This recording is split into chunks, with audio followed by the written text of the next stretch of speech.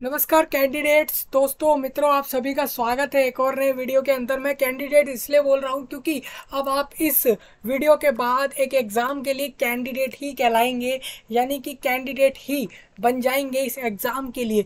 आपके लिए एक और बड़ी खुशखबरी के साथ 4,000 से भी ज़्यादा पोस्ट पर वैकेंसी यानी कि जॉब फिर से निकल आए हैं आपके गवर्नमेंट ऑफ इंडिया के एक और नए डिपार्टमेंट के अंदर, जिसका नाम है भाभा एटॉमिक रिसर्च सेंटर, जो कि होमी जहांगीर भाभा जो कि एक साइंटिस्ट है, उनके नाम के आधार पर ही इस रिसर्च सेंटर को स्थापित किया गया था। उसी के अंदर ये गवर्नमेंट ऑफ इंडिया के अंदर आता है, उसी के अंदर ये जॉब रहेगी।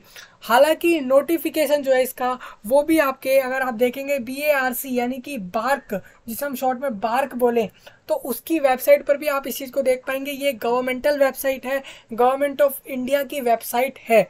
अगर आप इस पर जाएंगे तो उस पर भी आपको ये नोटिफिकेशन देखने को मिलेगा कि एक और नया नोटिफिकेशन जॉब से रिलेटेड, जो कि भाभा एटॉमिक रिसर्च सेंटर के अंदर जॉब रहेगी। जो ये कहाँ पर है, अगर आपके इसके ऑफिस की बात करूँ तो ये महाराष्ट्र के मुंबई के अंदर ट्रोम्बे जगह के वहाँ पर ही ये रिसर्च सेंटर है। अब हमारे लिए मेन डिस्कसिंग फैक्टर यहाँ पे एक होगा कि क्या ये जॉब जो रहेगी वो ऑल इंडिया कैंडिडेट्स के लिए है सिर्फ, या फिर सिर्फ एक स्टेट स्पेसिफाइड रहेगी कि एक स्टेट कैंडिडेट इसके लिए अप्लाई कर सकता है। फर्स्ट फैक्टर ये बहुत इंपॉर्टेंट हो जाता है। सेकंड, हमारे पास ये रहेगा कि एज लिमिट के बारे में हम डिस्कस करेंगे इस वीडियो के अंदर कि इस फॉर्म को भरने के लिए हमारी क्या आयु होनी चाहिए। साथ ही अगर मैं दूसरी चीज़ों की बात करूँ, जैसा कि क्वालिफिकेशन बहुत इंपॉर्टेंट है कि आपकी कितनी शैक्षणिक यानी कि आपका कितना पढ़ा लिखा होना जरूरी है, 10वीं 12वीं, बैचलर, पोस्ट ग्रेजुएट, डिप्लोमा या फिर कोई दूसरे PhD जैसे कोर्सेज की भी क्या यहाँ पे एलिजिबिलिटी मांगी जा रही है। साथ ही फॉर्म की फीस क्या रहेगी, कब से कब तक फॉर्म भरा जाएगा, क्या ये जो होगा ये कोई एग्ज़ाम लेकर होगा, जैसा कि मैंने आपको पहले भी बताया है कि ये एक एग्ज़ाम के लिए स्पेशली नोटिफिकेशन है। तो इसका मतलब ये है एग्ज़ाम, फिर इंटरव्यू और फाइनली ये जॉब आपको मिलेगी। क्या पे स्केल रहेगा कि क्या हमें जो है यहाँ पे काम करने के तनख्वाह जिसे हम बोलते हैं वो मिलेगी, उसके बारे में हम चर्चा करेंगे। और फॉर्म कैसे भर सकेंगे, उसका प्रोसेस कैसे रहेगा, उसके बारे में भी हम थोड़ा सा जान लेंगे। हालांकि फॉर्म फिलअप अलग आपको बता दिया जाएगा, अगर आपकी रिक्वायरमेंट रहेगी तो उस हिसाब से उसके ऊपर भी वीडियो आएगा। हालांकि हम इसमें बता रहे हैं आपको, जैसा कि गवर्नमेंट ऑफ इंडिया की जो एक वेबसाइट है भाभा, आप इसे बोलेंगे BARC, इसे शॉर्ट में बोल सकते हैं आप। हम शॉर्ट में बोलेंगे क्योंकि बहुत बार यहाँ पे नोटिफिकेशन के अंदर इसी चीज़ का जिक्र होगा, बार बार नाम आएगा, तो हम इसको शॉर्ट में बार्क बोल के आगे हम बढ़ेंगे। सबसे पहले आप जैसा देख रहे हैं यहाँ पे स्क्रीन पर आपको एक चीज़ दिख रही होगी, गवर्नमेंट ऑफ इंडिया की वेबसाइट है, बिल्कुल ट्रस्टेड और गवर्नमेंट वेबसाइट है। सरकारी काम है, कोई भी ऐसा कोई काम नहीं है प्राइवेट, बिल्कुल सरकारी काम है। और आप इसे देखेंगे, ये वेबसाइट है। सबमिशन ऑनलाइन एप्लीकेशन आपको इसी पे सबमिट करना है, जैसे कि यहाँ पे वेबसाइट आपको दिख रही है।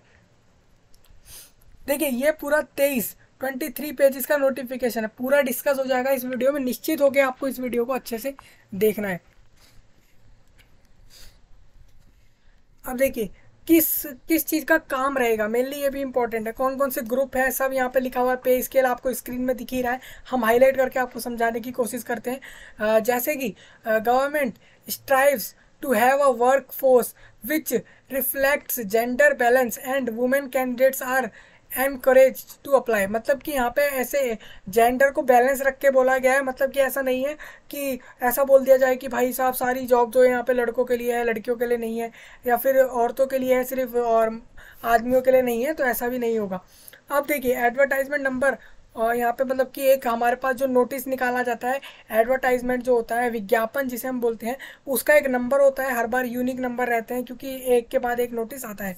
अब यहाँ पे क्या लिखा है, online applications are invited from eligible Indian citizens for filling up various post of constituent units of department of atomic energy DAE through direct recruitment training scheme. अब देखिए ये बिल्कुल ट्रेनिंग स्कीम के बेस पर लिया जा रहा है, ये डायरेक्ट रिक्रूटमेंट रहेगा। मतलब कि यहाँ पे कोई या तो ट्रेनिंग भी हो सकती है, रिक्रूटमेंट डायरेक्ट भी हो सकता है। क्या होगा हम इस नोटिफिकेशन में आगे देखेंगे। यहाँ पे एक होगा डायरेक्ट रिक्रूटमेंट और एक होगा ट्रेनिंग स्कीम के बेस पर रिक्रूटमेंट रहेगा। मतलब कि आपको ट्रेनिंग कराई जाएगी और उसके उस हिसाब से आपको पैसे भी मिलेंगे। मतलब कि आप ट्रेनिंग भी कर रहे हैं और सीख भी, ट्रेनिंग मतलब क्या होता है, आप उस काम को सीख रहे हैं, साथ में उसको सीखते सीखते कितने जितना टाइम पीरियड रहेगा आपका ट्रेनिंग का, उस हिसाब से आपको वहाँ पे ट्रेनिंग के साथ साथ, करने के साथ साथ पैसे यानी कि मनी भी यहाँ पे मिलती है, यानी कि आपको काम करने के लिए भी भुगतान वो लोग करते हैं।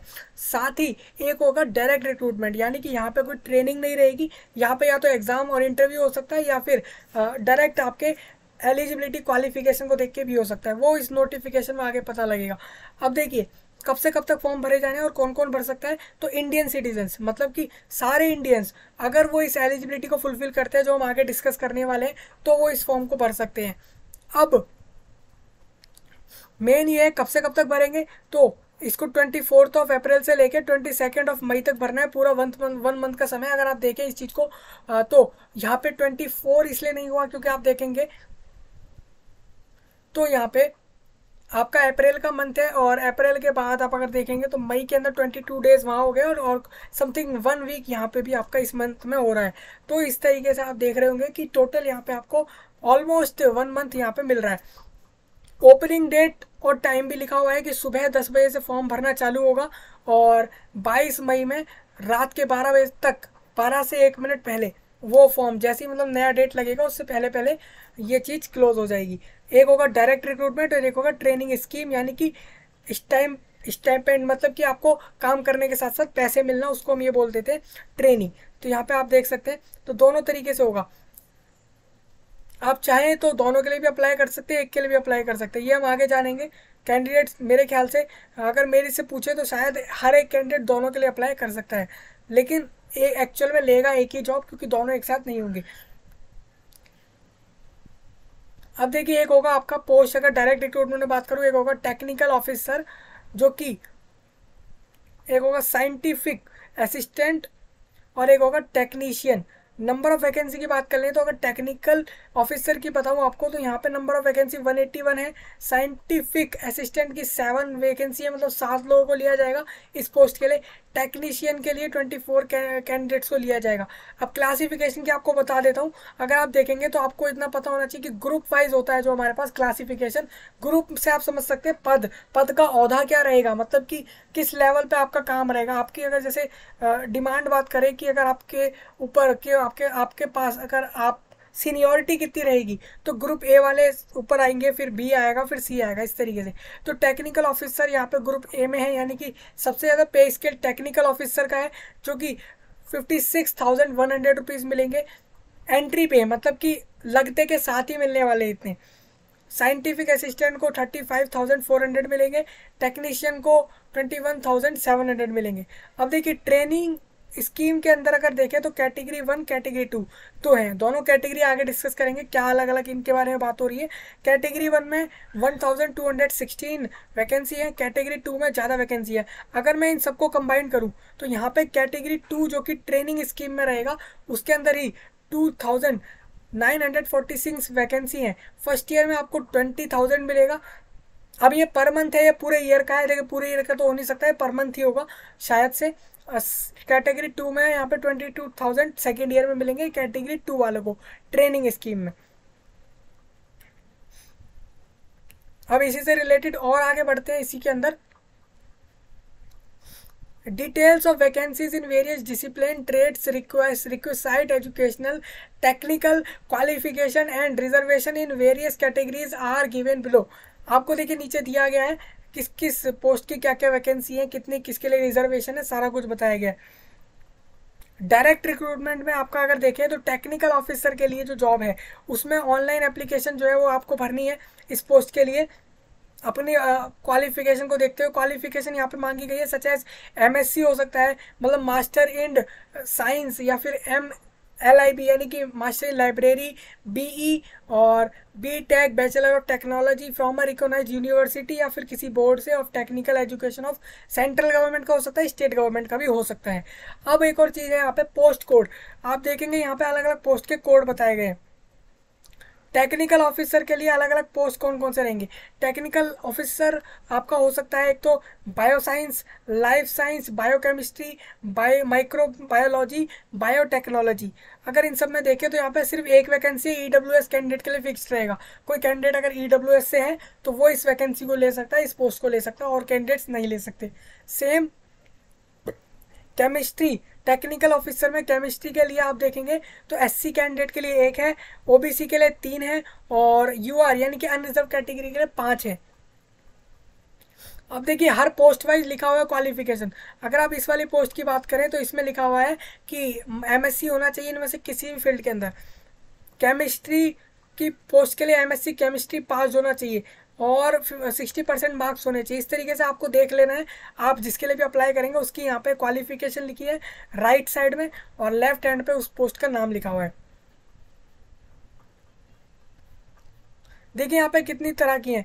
यहाँ पे ड्रिलिंग है, इलेक्ट्रिकल है, इलेक्ट्रॉनिक्स है, इंस्ट्रूमेंटेशन है, मैकेनिकल और मेटलर्जी, माइनिंग, और बहुत सारे यहाँ पे लिखे हुए हैं। अब हम कुछ बात करेंगे रिजर्वेशन के बारे में।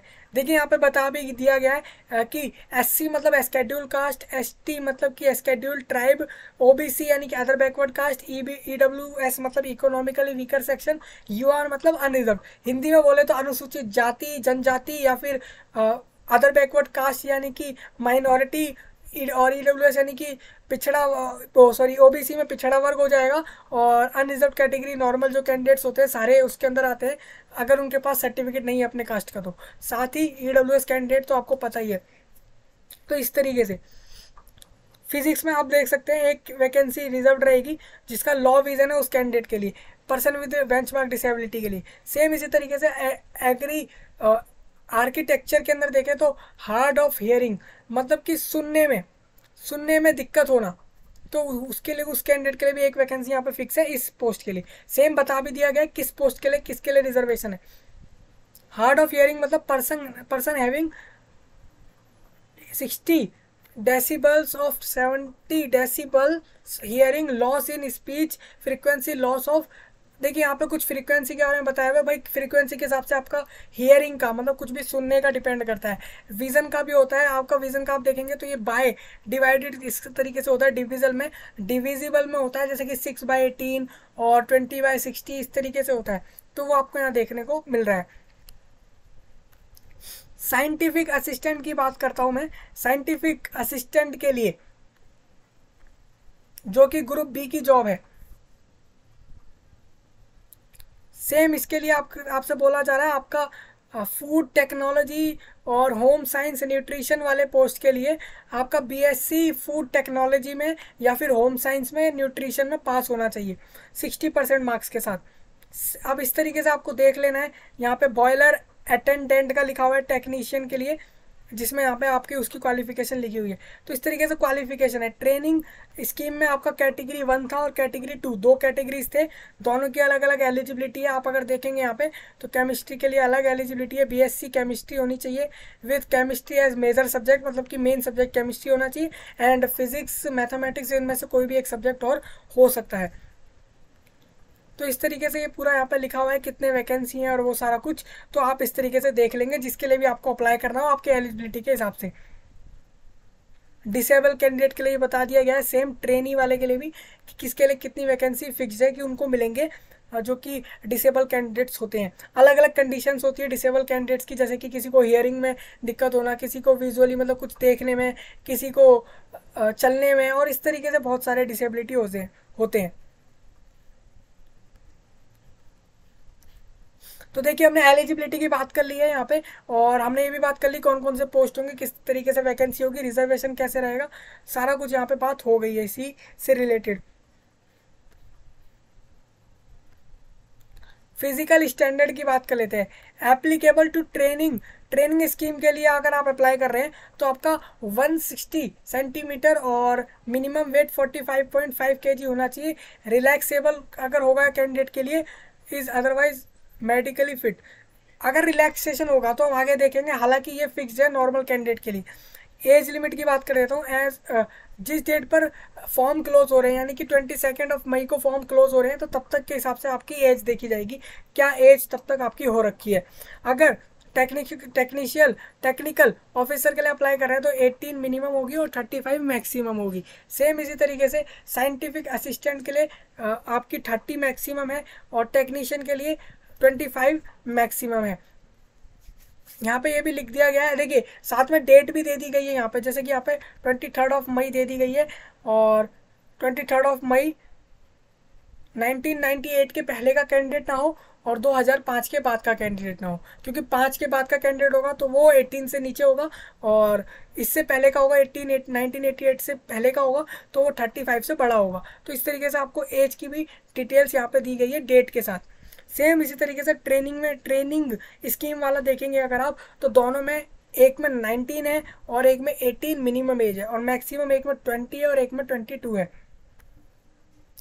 Extent of age concession relaxation, मतलब कि अब यहाँ पे ओबीसी वालों को 3 साल का रिलैक्सेशन रहेगा, SC ST को 5 ईयर का, PWBD में ओबीसी वालों को यहाँ पे 13 ईयर का रहेगा। अब ये ईयर जो है उसमें उसके अंदर एक्स्ट्रा जुड़ेंगे। सपोज मानिए आप इस पोस्ट के लिए अप्लाई कर रहे हैं और अगर आप ओबीसी कैंडिडेट हैं तो यहाँ पे 24 की जगह आप 27 तक भी इसके लिए एप्लीकेबल होंगे, अगर आपके पास ओबीसी का सर्टिफिकेट है तो। इस तरीके से यहाँ पे कैटेगरी वाइज बताया गया है।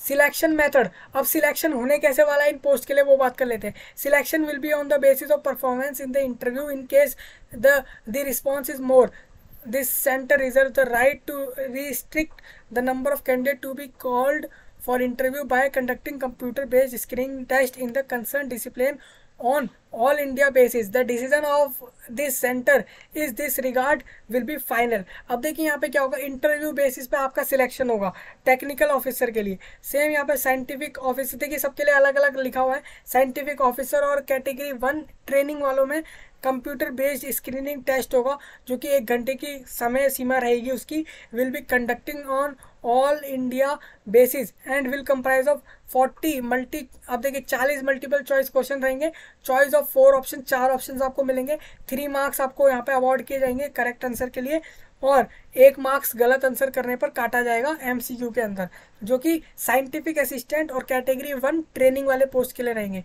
The syllabus for the said examination will be based on subject at diploma BSc level as the case may be. Those candidate qualifying in the screening test shall be shortlisted for interview. अब देखिए इस post के लिए जो candidate qualified हो जाएंगे इस MCQ वाले टेस्ट के अंदर, उनका इंटरव्यू होगा फाइनली, और फिर उनके बाद इंटरव्यू में अगर वो पास करते हैं तो उनको वहाँ से जॉब मिलेगी। अब एक और चीज़ यहाँ पे इंपॉर्टेंट हो जाती है हमारे लिए, वो ये कि सिलेबस क्या होगा। तो सिलेबस बोला गया है डिप्लोमा और BSc लेवल पर रहेगा, और बाकी आपके पोस्ट पे डिपेंड करेगा, पोस्ट के हिसाब से सिलेबस रहेगा। Final selection will B on the basis of performance of the candidates in interview and no weightage will be given for marks scored in the screening test. The decision of this center is the regard will be final. अब technician और यहाँ पे category B जो था आपका trainee के लिए, उसके लिए आपको बता देता हूँ, ट्रेनी के लिए ट्रेनी लिखा है, मतलब यहाँ पे ट्रेनिंग आप शायद प्रोवाइड करने वाले हैं। यहाँ पे कुछ यहाँ पे ट्रेनिंग का डाउट है, वो हम अभी क्लियर करते हैं इसके बारे में। The selection process consist of test in 3 stages. अब देखिए इन दोनों का जो रहेगा वो एक पहला प्रीलिमिनरी टेस्ट, प्रीलिम्स जिसे हम बोलते हैं वो वाला टेस्ट होगा। सेकंड आपका स्टेज रहेगा एडवांस टेस्ट। थर्ड आपका होगा स्किल टेस्ट। जो ये आपका CBT टेस्ट रहेगा will conducted all India base पे होगा। यहाँ पे आप देखेंगे यहाँ पे ये जो एग्जाम्स होने वाले हैं तीनों ही टेस्ट ऑल इंडिया बेस पर होंगे।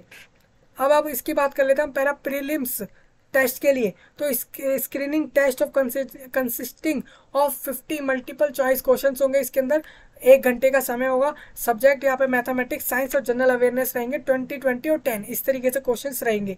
मार्क्स भी लिखे गए हैं, करेक्ट के लिए 3, रॉन्ग के लिए 1 मार्क्स माइनस। ऑल कैंडिडेट्स जिनके with less than 40% in general category and 30% in reservation will be screened out. मतलब कि आपको इस एग्जाम के अंदर जनरल कैंडिडेट्स को 40% से ऊपर और बाकी दूसरे कैंडिडेट जो होंगे रिजर्वेशन वाले, उनको 30% से ऊपर लाने होंगे। सेम एडवांस टेस्ट यहाँ पे लिखा हुआ है। देखिए हमने बताया था 3 स्टेज इन तीनों दोनों पोस्ट के लिए, एक टेक्नीशियन और दूसरा कैटेगरी 2 फॉर द ट्रेनी। तो दोनों के लिए अगर आप देखेंगे तो यहाँ पे सेकंड स्टेज एडवांस टेस्ट है। इसमें क्या होगा, इसमें भी 50 मल्टीपल चॉइस क्वेश्चन आएंगे। ये 2 घंटे का होगा। 3 मार्क्स सही आंसर पे मिलेंगे, 1 मार्क्स काटा जाएगा गलत आंसर पे। और मेरिट लिस्ट जो बनेगी वो सेकंड स्टेज के बाद ही वहाँ पे बनाई जाएगी।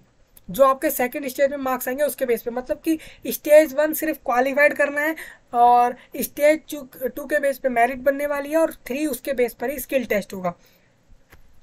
स्टेज 2 के अंदर जो भी कैंडिडेट 30% मार्क्स ले आते हैं जनरल कैटेगरी से तो वो पास हो जाएंगे, 20% रिजर्वेशन से ले आते हैं तो वो पास हो जाएंगे, अदरवाइज वो स्क्रीन आउट हो जाएंगे, यानी कि बाहर हो जाएंगे। स्किल टेस्ट यहाँ पे होगा थर्ड स्टेज, जिसमें number of candidate short list हुए हैं। इसके लिए depend on the number of candidates qualified, जिन्होंने सेकंड 2 को क्वालिफाइड किया है स्टेज 2 को, but will not exceed 4 to 5 times the number of vacancy in each trade.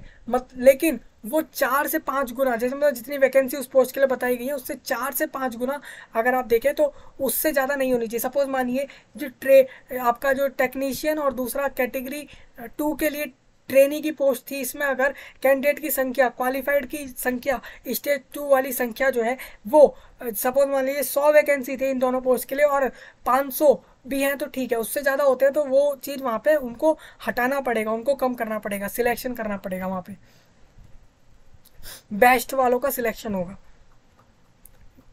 अब देखिए मेरिट लिस्ट जो बन जाएगी आपके सेकंड के बाद, सेकंड स्टेज के बाद, फिर उसी के बेस पे थर्ड में उसके थर्ड होगा, उसके बाद उस कैंडिडेट को शॉर्ट लिस्ट किया जाएगा। टाई केसेस बताए गए, भाई टाई हो जाएगा किसी कैंडिडेट के बीच में तो कैसे देखा जाएगा, टाई हो जाता है अगर कैंडिडेट 2 कैंडिडेट्स या 2 से ज़्यादा कैंडिडेट्स के मार्क्स सेम आएंगे तो ऐसे में with lower negative marks in stage 2 to be place higher on the merit list. List के अंदर ऊपर वो रहेगा जिसके स्टेज 2 में नेगेटिव मार्क्स कम हुए हैं, मतलब कि कम मार्क्स काटे गए हैं। फिर उसके बाद हायर मार्क्स जिसके स्टेज 1 में रहे उसको रखा जाएगा। ये पूरा प्रोसेस है, देख लेना आप। ये टाई केसेस का रहेगा, बहुत कम होता है टाई केस, क्योंकि मोस्ट ऑफ द केसेस में कैंडिडेट के मार्क्स ऐसे ही आते हैं अलग अलग, सेम बहुत कम कैंडिडेट्स के आते हैं। हाउ टू अप्लाई, आपको अप्लाई कैसे करना है, आपको सेम इसी वेबसाइट पर आना होगा।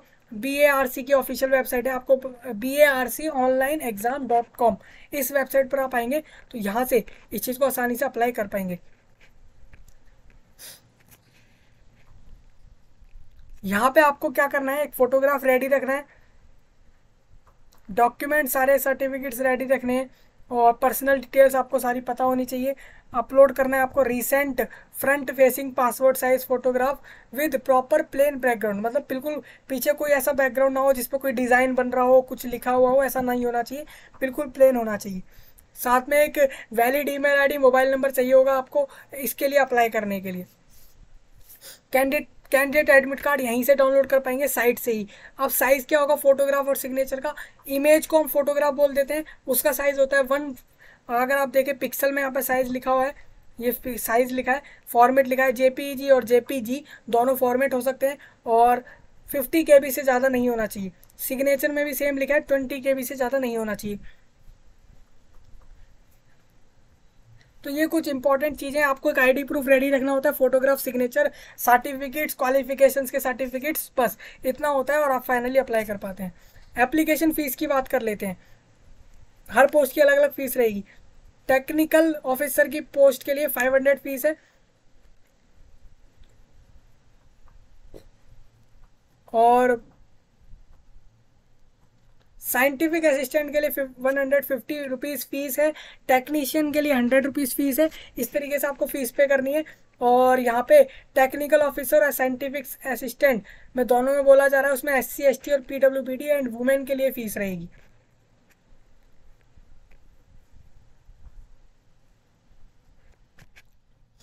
जो आपके ट्रेनी वाला था कैटेगरी 1 और 2, उसमें 150 रुपीज़ कैटेगरी 1 में और कैटेगरी 2 में 100 रुपीज़ फीस है। फ़ी वंस पेड, अब देखिए फ़ी आपके एक बार भर देने के बाद वापस नहीं होगी किसी भी कंडीशन में। और application fee should be paid on और बिफोर द लास्ट डेट, आपको फ़ी एग्ज़ाम के जो आपको समय सीमा दी गई है उसके अंदर ही रहकर फीस भरनी है। सेंटर्स आपको बता देता हूँ, आपका एग्ज़ाम कहाँ का होगा। ये वाला आपको ये तो पता लग गया भाई, एग्जाम होगा, एज लिमिट बात कर ली, क्वालिफिकेशन बात कर ली, कितने वैकेंसी हैं, कैटेगरी वाइज सारा कुछ बात कर लिया है, ये जॉब किस चीज़ की रहेगी, गवर्नमेंट जॉब रहेगी, क्या काम रहेगा वो बात कर लिया है, सिलेबस जो आपको बता दिया गया कौन कौन से सब्जेक्ट होंगे।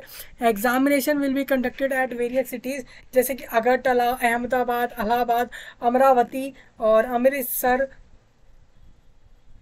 ईटानगर, बड़ौदा यानी कि वडोदरा जिसे हम बोलते हैं, बेंगलुरु, भागलपुर, भोपाल, भुवनेश्वर, चंडीगढ़। अब इस तरीके से देखेंगे यहाँ पे देहरादून, दिल्ली, दिसपुर, इस तरीके से बहुत जगह, मतलब आप देख सकते हैं कि पूरे कंट्री में जगह जगह होगा। आप किसी भी स्टेट से अप्लाई कर रहे हैं तो कहीं ना कहीं आपके आसपास सेंटर जरूर होगा ही होगा। देखिए यहाँ पे सेंटर्स, ये सिटीज़ लिखे हुए हैं, सिटी के नाम है, इस सिटी में कितने भी सेंटर हो सकते हैं वो डिसाइड करना BARC का काम है। ये आपका AP के अंदर रहेगा, ये TS के अंदर रहेगा। ये स्टेट को शॉर्ट में लिखा गया है, स्टेट के नाम को TS, AP, इस तरीके से। कैंडिडेट में indicate their choice of city, अब वो खुद की मर्जी से सिटी चुनेगा अपने फॉर्म के अंदर। जब वो फॉर्म भरेगा कैंडिडेट तो खुद की मर्जी से चुनेगा उसको कहाँ एग्जाम देना है। एडमिशन और टू एग्जामिनेशन फैसिलिटीज होगी डाउनलोड करने की, एडमिट कार्ड की बता दी गई है भाई, साइट पे ही आएगी, वहीं से डाउनलोड करनी है आपको। अब नेक्स्ट यहाँ पे क्या है कि एडमिट कार्ड के अलावा कौन कौन से डॉक्यूमेंट ऐसे हैं जो आपको चाहिए होंगे। एटलीस्ट 2 फोटोग्राफ चाहिए आपको, पासपोर्ट साइज की रिसेंट वाली कलर्ड फोटोग्राफ, और इनमें से कोई भी एक वैलिड ID प्रूफ चाहिए होगा जिसमें डेट ऑफ बर्थ तो आपकी प्रिंट हो, जैसे कि Aadhaar card, voter ID card, driving licence, PAN card, passport, इनमें से कोई भी डॉक्यूमेंट हो सकता है। If pass photo identity card does not have the date, अगर फोटो ID कार्ड में डेट ऑफ बर्थ नहीं है, then the candidate must carry, तो वो अपना एडिशनल ओरिजिनल डॉक्यूमेंट जैसे कि 10th का सर्टिफिकेट हो गया, ये सब भी वो यूज़ कर सकता है वहाँ पे। अगर उसके पास ऐसा वैलिड ID प्रूफ है जिसके अंदर उसके डेट ऑफ बर्थ मेंशन नहीं है, तो वो इन चीज़ों को भी यूज़ कर सकता है, अपने 10वीं के मार्कशीट को, सर्टिफिकेट्स को, इनको यूज़ कर सकता है, चाहे वो CBSE का हो, ICSE का हो, स्टेट बोर्ड का हो, किसी का भी हो, या फिर वो बर्थ सर्टिफिकेट को भी यूज़ कर सकता है। अब देखिए डॉक्यूमेंट वेरिफिकेशन के लिए आपको बता दिया गया यहाँ पे सारा कुछ कि इस इंटरव्यू के बाद, इंटरव्यू के समय, इंटरव्यू से पहले ही होगा ये डॉक्यूमेंट वेरिफिकेशन प्रायर, यानी इंटरव्यू स्किल टेस्ट जिसे हम बोल रहे हैं उससे पहले आपके डॉक्यूमेंट सारे वेरीफाई होंगे।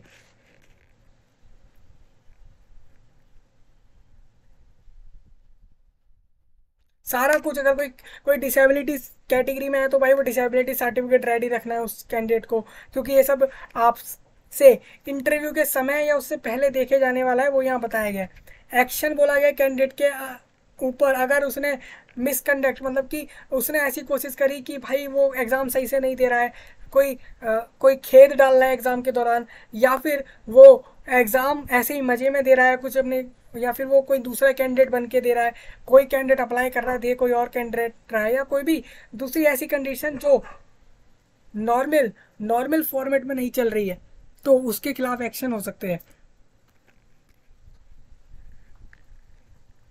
Induction training programme for category 1।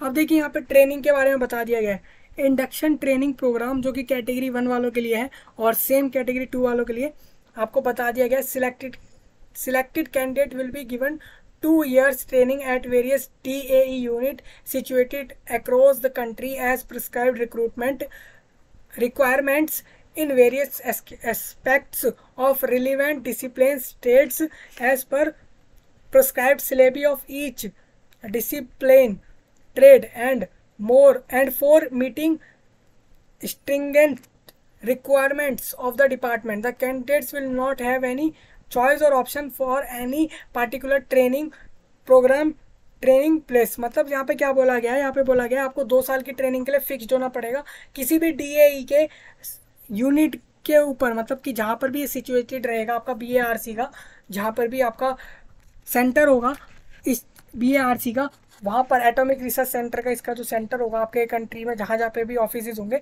वहाँ पर 2 साल की ट्रेनिंग होगी, तो वो फिक्स रहेगा आपका पीरियड, तो 2 साल की ट्रेनिंग वहाँ करनी पड़ेगी। Grade after successful completion of training. अब देखिए ग्रेड कैसे मिलेंगे आपको, आप जब सक्सेसफुल ट्रेनिंग कर लेंगे।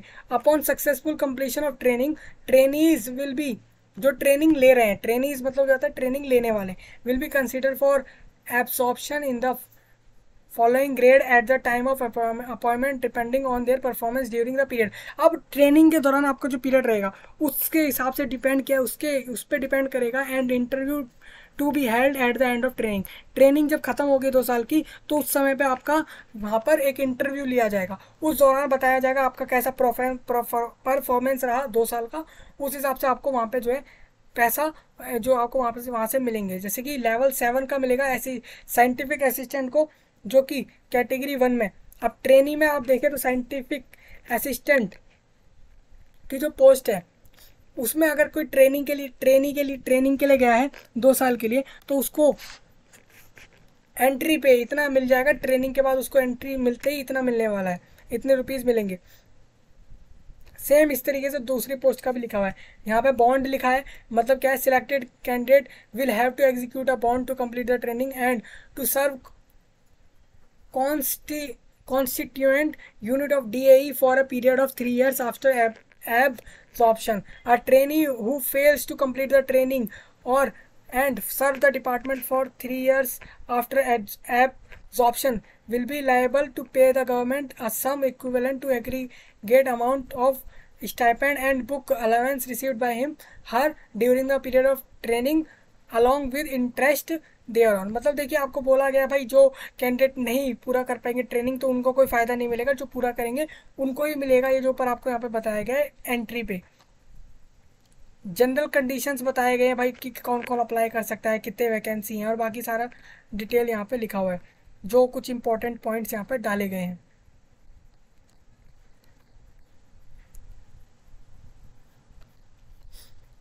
फॉर्मेट यहाँ पे दिए गए हैं आपके। अब देखिए आप अभी आप सोच रहे होंगे सिलेबस तो यहाँ पे कहीं लिखा ही नहीं आया, सिलेबस क्या रहेगा, क्योंकि आपका एग्जाम होने वाला है एक्चुअल में। तो यहाँ पे बता दिया गया है डिप्लोमा लेवल और बीएससी लेवल, एमएससी लेवल की आपकी मैथमेटिक्स, साइंस, जो भी आपका सब्जेक्ट था वो यहाँ पे होगा। जनरल नॉलेज और वो जो भी था आपका होगा। हालांकि सब्जेक्ट अगर बीएआरसी अपने साइट पर देते हैं तो हाँ वो भी आपको अपडेट किया जाएगा। अब ये फॉर्मेट है एससी सर्टिफिकेट, अगर कैंडिडेट एससी सर्टिफिकेट, अगर वो एससी कैंडिडेट है, एसटी कैंडिडेट है तो उसको सर्टिफिकेट अपलोड करना पड़ेगा फॉर्म के अंदर ही। तो वो फॉर्मेट ये रहेगा, इसको फिल करके आपको अपलोड करना है।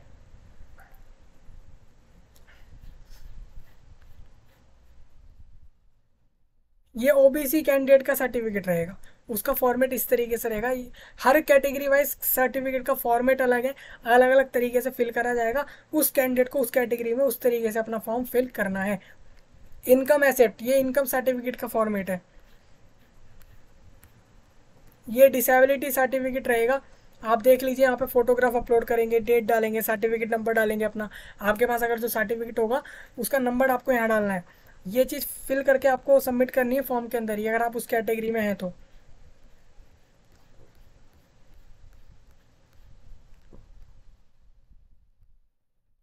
अब देखिए फिजिकल लिमिटेशंस हैं, उसके दौरान उसके लिए भी फॉर्म, जैसे ये स्क्राइब वाली कंडीशन जो होती है ना, वो उसका फॉर्म होता है ये।